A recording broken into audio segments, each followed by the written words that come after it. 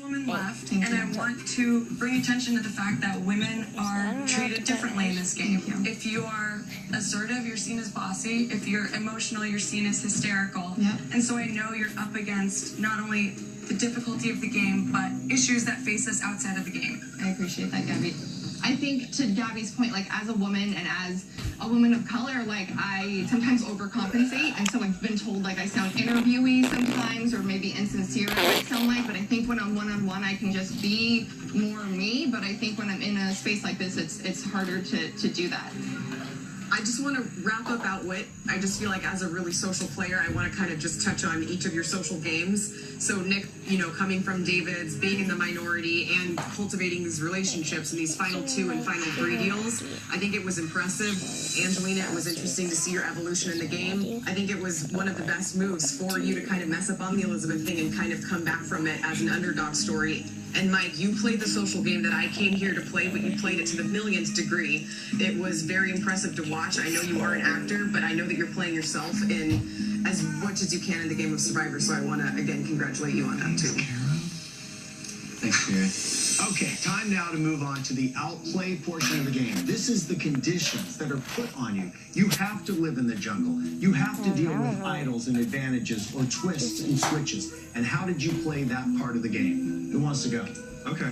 Mike, the outplay portion, part of it is about camp life. That's a huge part of it. It's very important to me. And from what I remember, the only time we saw you at camp, other than talking, was to eat rice or to drink coffee. And I'm pretty sure everybody here, first time they ever seen you make fire was last night. Bravo, by the way, it was impressive, but where were you whenever we were making fire, whenever we were building shelter? I mean... Are you saying I was lazy? No, that's not what I'm saying. When I watched you, like, make that shelter, it's like there's no freaking way I could have, like, cut those bamboos and did what you guys did. I mean, yeah, and that's not my strength, dude. I know but, that's like, not. At the same time, like, I'm proud of how I did in the challenges. Like, I am the older guy, and I participated in every challenge, like, all of them. Like, more than anybody. And I was never the monkey on anyone's back. I was actually, like, stoked on how I did in all those challenges, so I was happy. Mike, thank you for giving us your answer. I'd like to give Angelina and Nick a chance to tell us, how are you a David and how are you a Goliath? So you want them to reverse. Yes. Angelina.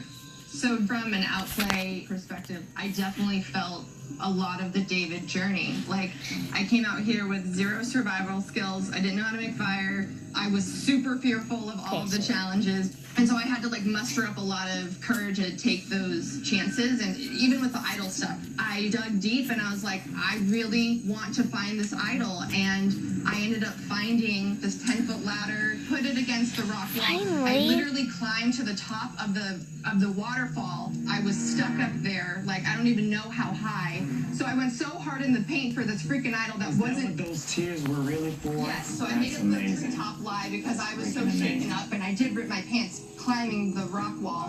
Hearing about it, I'm like, oh my gosh, Thank you. Angelina's on a ladder. But I climbed like 100 feet. I got the ladder and then I kept climbing the rock wall. 100 feet on the wall. No, actually, probably like 50. I don't know. It was high. Long story short, I was so far out of my comfort zone, but I leaned into it. Props to you, because statistically women find idols way less often than men. 15% of them have been failed by women. And it was extremely hard idol to find. And I have one follow-up question. Angelina, could you talk about making a fake idol? Because it felt like a ploy to just embarrass me. Absolutely not to embarrass you. I promise you that. My intent was twofold. Are you shaking your head? Yeah, you wanted to embarrass me. No, I did not. No, let me speak my piece. Yes, Okay, go ahead. My intent was, I did not want you to go after Mike. The other thing is, like, you and I have been battling for a while, and I felt like it would be like an epic end to the battle, and so there was a little bit of theatrics just to kind of have fun with the game and play aggressively. But the main point was to keep Mike safe. Okay. And I do want to get to Nick, too. Bro. Nick. Okay. So Yes. how am I a Goliath? Okay, so first, simply put, a Goliath is somebody, they just are. Like, Dan, you're 6'3". You just are. Try to get out of John, you could probably break that boulder in half. You just can. Looking at it like that, I do have some Goliath qualities in how I release that play. I'm good at puzzles. I don't sit around doing puzzles all day. I'm just good at puzzles. That led to 2 immunity wins. You know, I'm the only person that won more than 1 immunity challenge this season. I'm also just like kind of a natural people person. And that led to know where the idols are, where the advantages are. I found the secret of... advantage because Davey and I found the clue together.